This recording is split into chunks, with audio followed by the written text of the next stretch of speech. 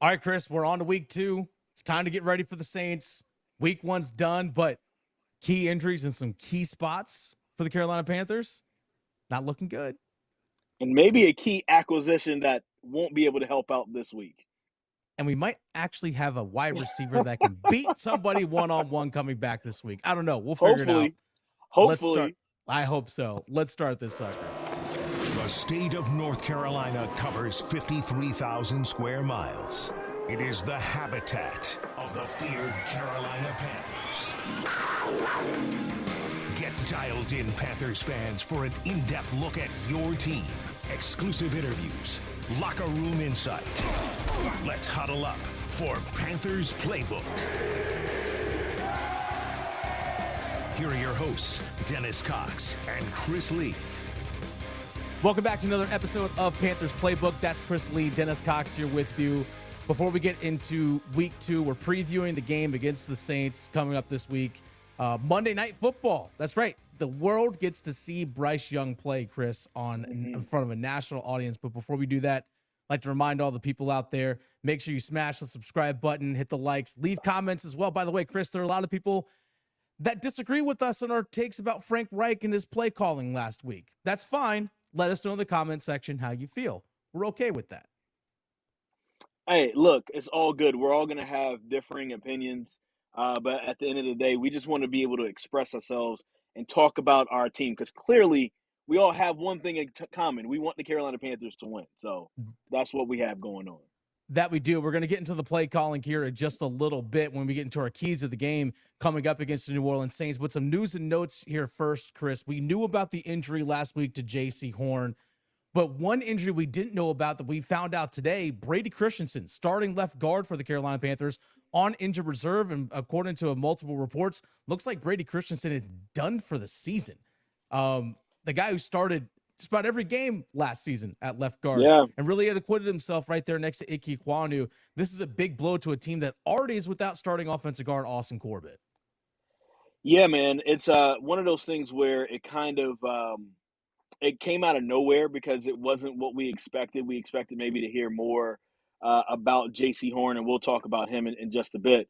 Mm-hmm. But to hear that with Brady Christensen is definitely like a gut blow to the gut. You know what I'm saying? Like, you already had this offensive line that you felt like once Austin Corbett could come back, guys could, look better together. You get that offensive line back together that was there from last year, and you'd have that continuity. And so we're not going to have that this year. We're not going to be able to see that this year. So we'll end up seeing what happens when other guys are moved into that spot. But it'll be interesting to see what happens because you have Nash Jensen who can come in, you have Cade Mays who can come in and fill in that role.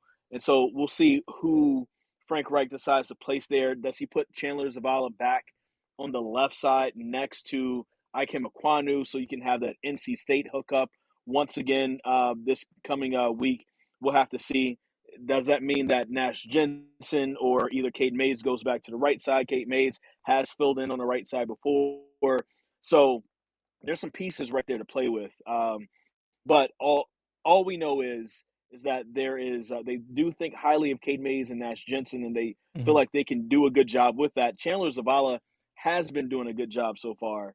So, I think the Panthers are confident they can fill in that role pretty well.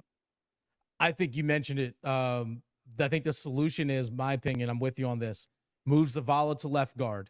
Because when Austin Corbett is ready to play and ready to perform, when he comes off IR, you put him right back in his right guard spot, and you already have left guard taken care of with Zavala. I think you go ahead and make that move now with Zavala. Like you mentioned, he played right there next to Ekwonu at NC State, that left guard position. Yeah. I think that's the solution because it's not only the fix for now, but it's the solution hopefully for the rest of the season. By the way, the Panthers last season only had 2 different starting offensive line combinations the entire season last year. Week 2, we're going to have our second starting offensive line combination in just 2 weeks. It's crazy. Them's the breaks.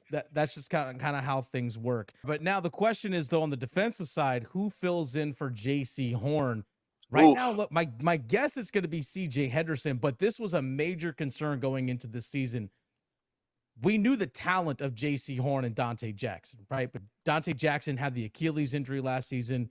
Jaycee Horn has been injured every single year in his NFL career. He's only played 17 of a possible 35 games, and it looks like, according to Frank Reich, he's going to miss a lot more time this season, potentially surgery on his hamstring injury that we saw, because he apparently felt the pop in the hamstring. I mean, it sucks. It really does suck for that young man because he is legit that good. But the question is now moving forward, who steps in that spot? Is it CJ Henderson? Do you go to Troy Hill? This is a major question mark because now you're down without your top cover corner. It feels like this is CJ Henderson, right? Because Yeah. he has the most to prove. CJ Henderson still was a first round pick. So He was. let's not forget that. And he is considered first round talent. Mm-hmm. But could he live up to that? And that's what he hasn't done so far in his time in the NFL. So, and we know what happened. We've talked about it at the end of the year last year when Jaycee Horn went down there at that point. And then all of a sudden it was CJ Henderson's job, him and Keith Taylor, and they just couldn't do anything with the Bucs. The Bucs were struggling passing the ball all year last year. All of a sudden there's a Mike Evans and Tom Brady resurgence after we were wondering what's wrong and what's happening. So I really hope that CJ Henderson takes this personally and realizes that whether it's with the Carolina Panthers or with any other team, he still wants to get paid next year or at least find another job. He can very well play himself out of the NFL this year. This year he could play himself out of the NFL if he does not, rise up to the occasion. And, I'm not saying be perfect, but at least don't have a performance like you had last year at Tampa Bay. So, I'm wishing him the best. I really hope he does rise to the occasion, but he hasn't really given us much to really show from all of that in the last couple of years. Like you mentioned, former first-round pick of the Jacksonville Jaguars. Panthers traded for him in recent years. What's Jaguars. that? Jaguars. It's how I say it. It's how I say it. WIRES. It's how I say it. Either way, his fifth-year option by the Panthers was not picked up. It was not picked up. So this is a prove-it year. Yeah. Prove-it year for the Carolina Panthers and CJ Henderson, or for CJ Henderson with the Carolina Panthers. Now's your chance, all right? No excuses anymore for you and your career. Now you have a chance to go prove yourself. Do you want a job next year? Do you want a job next year? That's really it. You better play. It doesn't have to be with the Panthers. It can be with any of the other 31 teams back in the NFL. Go prove yourself. Otherwise, you're just going to be viewed as a special teams guy, which those guys are cheap and easy to find. Would you rather be in the NFL, or would you rather be in the USFL or the XFL next year? Choose. Yeah. Make some NFL plays this year because you're going to get a grand opportunity to do so. Okay. Speaking of the NFL making plays now, is he going to make some plays against the New Orleans Saints, Chris? Let's actually get into some keys for Monday night's game, which, by the way, Monday night, 7:15. If you're in the Raleigh area, you can listen to that game on 99.9 The Fan. It's a 7:15 kickoff, so a little earlier than we actually normally are used to on a Monday Night Football, which is awesome. We can get to bed a little earlier, Chris, which, by the way, for all those watching and listening right now, Chris and I will have a post-game Panthers playbook, much just like we had against the Atlanta Falcons. We are going to have that for you all. So again, make sure you subscribe, hit the notification bell so you don't miss anything. And also, there's a link in the description, your favorite podcast platform. You can find us right there as well. So you can have it for when you wake up in the next morning on Tuesday and you're driving to work. You can listen to Panthers playbook as well. 3 keys, New Orleans Saints coming up. We talked about the offensive line injuries, right? That was a big concern in the preseason, protecting Bryce Young. This is a pretty tough Saints defense that really gave the Tennessee Titans some trouble. Tennessee Titans team, I know Ryan Tannehill ain't that great, but they still got Derrick Henry. They still got DeAndre Hopkins, and they shut that offense down. Yeah, man. And plus, Cameron Jordan, he's been with the Saints, it seems like for the last 25 years, it feels like. And he plays well every single time against the Carolina Panthers. It almost feels like it's his favorite team to play against, right? It just might be. It might be. It really might be. And so a huge key there is just going to be keeping him and the rest of defensive line in check. And it doesn't matter like who they have. They lose people, they bring people in or whatever. They always seem to be very stout. It's one of the more consistent parts of that team is the Saints defensive line. And so with the new piece on offensive line, with younger tackle in Ikem Ekwonu in the second season, and Chandler Zavala in his first year, potentially Cade Mays in his second year, or Nash Jensen in his first year on that line. How will the Panthers kind of hold up, right? They're going to have to lean on Bradley Bozeman and Taylor Moton, because that line is going to try to confuse and trick some of those young guys on our offensive line. So keeping them in check is going to be very huge. Plus, the run game was really good for the Carolina Panthers against the Atlanta Falcons. As you said, they kept Derrick Henry mostly in check. I mean, it was 104 yards rushing for the Tennessee Titans. You think they'd get more than that? So yeah, also, just 63 yards for Derrick Henry. Miles Sanders and Chuba Hubbard. Hey, it's you have to run behind the line, but also we need some production out of you as well to keep that ball moving. We talked about this. Actually gets into our second key. Protecting Bryce Young is going to be important, but the scheme in terms of how they get guys open is going to be important, because if they actually can have a run game, I would like to see maybe a little more play action and bootlegs, things like we didn't see any of that in week one. It's not the most like astronomical like concepts that we've seen in the world, like play action bootleg. We've seen Bryce Young throw on the run. He's mobile enough. He's not a tuck and run guy, but the guy's mobile. Maybe you can actually scheme some guys open a little bit better. What might help that, we might see DJ Chark back. I know he was at practice today. We're recording this on Wednesday. I know this drops on every Thursday, but what is his status for this upcoming week? That's a major question mark. How is he going to handle coming off the hamstring injury? The thing about hamstring injuries is that they never really seem to go away.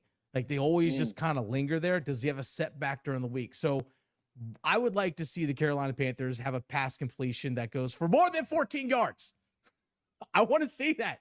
I want to see a pass that goes more than 14 yards. I don't care if it's a catch and run or a deep shot, more than 14 yards. But scheme is going to be important, Chris, because this is a Saints defense that picked off Ryan Tannehill 3 times.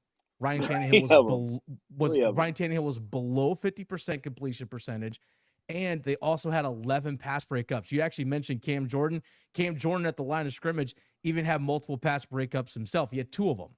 So not only is he batting balls down at the line of scrimmage, but Marshawn Lattimore, who's a true lockdown cover corner, 4 pass breakups along with an interception. So it's like, all right, you got to really scheme some guys open. You got to be really creative. Otherwise, you're in a slugfest once again.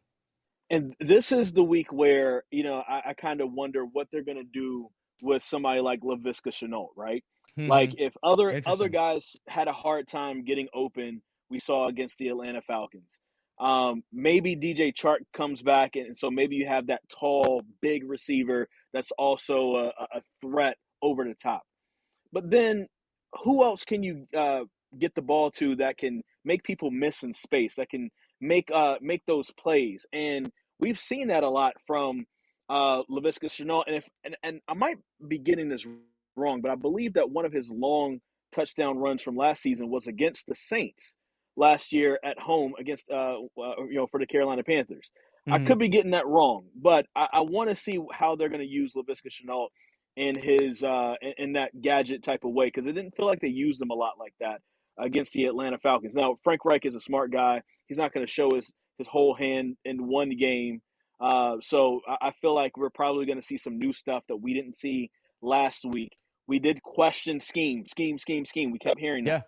So what new wrinkles to the scheme are we going to be able to see against this team? Because I know you didn't show your full hand last week. And will Laviska Shenault be a part of that? That's the thing I'll be interested to look at. Third key, you mentioned this, Chris, before we started recording this episode.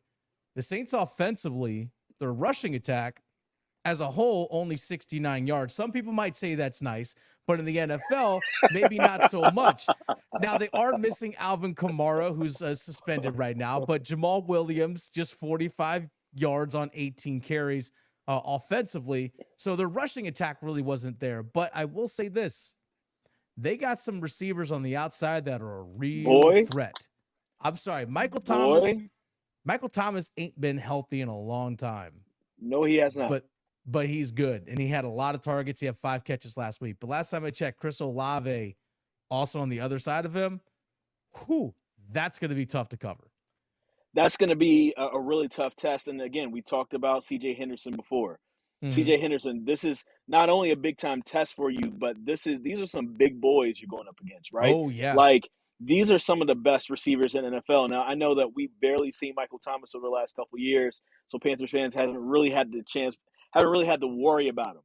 He's back, and he's going to want to prove that he was worth that big contract that he signed a few years ago. Plus, you got Chris Olave, who's going to want to get paid in a few years himself. So that's going to be very tough. So already, as you said, if we can hold them to only 69 yards like the Titans did, that would be nice. Yes. That's a nice number. It'd be nice for the Panthers defense. But we do know that the Saints do have gadgets themselves. Taysom Hill, right? And, Dennis Allen, he was around Sean Payton all those years, and I'm pretty sure he's looking at that film and he's seeing that the Panthers' run defense can be vulnerable. So how can we potentially use Taysom Hill to add in to our poor, running attack that we had against the Titans? But then also, we're going to go after CJ Henderson because we're going to make you prove what you're going to do. So whoever's lining up on his side, whether it's going to be Michael Thomas, Chris Olave, or whomever else, CJ Henderson has to be ready. And if the Carolina Panthers can hold that passing attack down and also make Derek Carr just extremely uncomfortable, they can do that, keep the rushing attack to a nice number like 69 yards, then the Saints are not going to be able to move the ball at all. They only scored 16 points against the Titans, right? So this might be a low-scoring game on both ends, but maybe you guys can squeak out a win if you can keep that passing attack down. I think the Panthers are going to be tested in a different way because we saw with the Falcons, they didn't really trust Desmond Ridder to go downfield. They didn't. I think he had one pass that traveled more than like 15 air yards downfield. Everything was like check down low with Robinson, rush game with Robinson and Algier. So everything was down low, and it was just really methodical. Which is why the first and second half looked different for Brian Burns. People were talking about Brian Burns, but they were getting that ball out a lot quicker in the second half. So don't get on Brian Burns' case. He did his job. That he did. But these guys, the Saints, have the outside threats to really stretch the field down again with Thomas and Olave. So it's going to be a different stress on the secondary for the Carolina Panthers going into this one. You have to stretch the field when you're only getting 69 yards rushing, right? Exactly. My prediction for this game coming up, first team to score more than 20 points wins. I'm dead serious. I think this probably is right. I think it's going to be low scoring because Panthers only scored 10 in their game. The Saints won their first game against the Titans 16-15. Like, that's it. Like, we're not talking about a couple offensive juggernauts going out here, all right? Like let's be honest. I think the first team to get to 20 points wins this game. This does feel kind of like a 20-17 or 21-17 kind of feel for a game. And I think the Carolina Panthers, they could have won the last game, but we saw what turnovers did for them. But how fast does Bryce Young bounce back from that? And so that's one of the things I'm looking at. You had Jesse Bates last week. You got Marshawn Lattimore this week. Yep. So you're going to go up against some big boys who know what they're doing in the NFL. How can you, not get so – I wouldn't call it confused, but, Frank Reich said it. Jesse Bates was breaking the rules. You think he's going to do one thing, but he did something else. So he tricked Bryce Young at a certain point. So realize that you're going to have to do something different with the ball with that. But this is definitely a winnable game for the Carolina Panthers. And what I've said before, I hope they get out of September at least 1-2. And this is the most winnable game out of the 3 that they have in the month of September. I think I hate using this term so early in the season, but you don't want to fall 0-2 in the division as well. That's the last thing you want. You don't want to start 0-2 in the division. That's true. Kind of has that must-win feel. It really kind of has a must-win feel because you don't want to be not only just 0-2 in the season, 0-2 in the division as well. All right, Chris, let's wrap things up here. You and I love the state of North Carolina.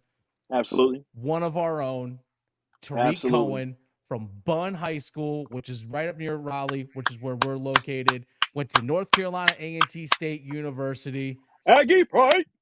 Now is part of the Carolina Panthers organization. He signed with the practice squad. He hasn't played in a few seasons because of multiple injuries. He had an Achilles injury, as well as an ACL and MCL injury as well. Nice to see him back, just 28 years old. Not very tall, like not very big. He's like 5'6", 181, I think is what he's listed at. But man, that dude is fast and is explosive and might be a guy the Panthers turn to in a couple weeks to help with the return game. It might be a little wrinkle here and there as a play offensively for him. Let me tell you a little bit about Tariq Cohen. He might be only 181 or whatever, but that is a thick 181. Oh yeah, because that dude is built, and so he's not going to be easy to get down. I covered Tariq at A&T and had a lot of fun doing so because, boy, he was the most explosive player that I think I've ever covered on the college ranks. And, I mean, just play after play, you saw that a little bit with his time with the Chicago Bears, especially on special teams. He's somebody who has the ability to change the game with one play. And so I'm excited for him just mainly because this has been a tough 2 years. He tore his ACL, I believe, and also maybe his MCL. Yep. Let go of the Chicago Bears, came back, was trying to work his way back, was overweight, goes on Instagram Live, and on Instagram Live tears his Achilles. And admitted today in the locker room, again, we're recording on Wednesday, that he thought about quitting. He thought it was over. You know, he was thinking his career was done. And as he kind of kept getting back in shape and rehabbing, started getting that itch back and was rehabbing in High Point, North Carolina, pretty nice place, if I do say so myself, and got himself back right. And I'm excited for him on a personal level just because I've covered the guy. I've had a great time like being around him. He's one of the best athletes I've ever covered from just a personal standpoint. Like as a person, he's a good person, and I'm rooting for him, man. This is a big time North Carolina story, and if he can complete this comeback and get back on an NFL field and be productive while doing so, this is a win-win in any situation. But will he get his explosiveness back? He did have an ACL and an Achilles tear. I know medicine is a lot better this year, these days, but those are still devastating injuries to try to come back from. All right, real quick on that. Mike Glennon, former NFL player, former teammate of Tariq Cohen's in Chicago, was on the drive with Tim Donnelly, which is a part of our 99.9 The Fan lineup from 3 to 6 on 99.9 The Fan. Mike Glennon told Tim Donnelly there are 3 players that he's experienced in the NFL that have just difference-making speed. 1, Tyreek Hill. 2, Antonio Brown. 3, Tariq Cohen. If he can get back to anywhere close to that, big time get. But here's one thing I will say as a running back, we can wrap up on this. We was talking about running backs as they age, the wear and tear on their bodies. Tariq Cohen's never been a between the tackles runner in the NFL, so he doesn't have all the cumulative hits in his career. That is a great point. He doesn't. So yeah, he doesn't have a 28-year-old running back body. He just doesn't. So if he's healthy and has rehabbed his body, got his body right, this could be a real big time addition to the Carolina Panthers. I hope to see him in a Panthers uniform on a field on a coming Sunday. You never know. Maybe even next week when they travel to Seattle. You never know. We might see it that quickly. He also could be Laviska number 2. So that's something to look out for. The same things that they're planning to do with Laviska Shenault, you could probably put Tariq Cohen in those same spots. He's just shorter. So we'll see what happens with him. We'll see that. Make sure, again, you like, subscribe, leave us comments down below. We will have another episode Monday night after the Carolina Panthers hopefully win against the New Orleans Saints. Chris you're going to be down there at Bank of America Stadium. So we'll have exclusive interviews from in the locker room, live reaction from right after the game. Again, Chris is going to be at Bank of America. We'll have that for you. So again, make sure you subscribe, hit the notification bell. And again, go into the description. We have a link down there for you for our podcast links as well. So you can take us with you when you're driving to work on Tuesday morning to get a full reaction to the Carolina Panthers, hopefully beating the New Orleans Saints. Until Monday night, enjoy your weekend. Enjoy hopefully some cool weather. Stay safe. We'll see you on Monday night.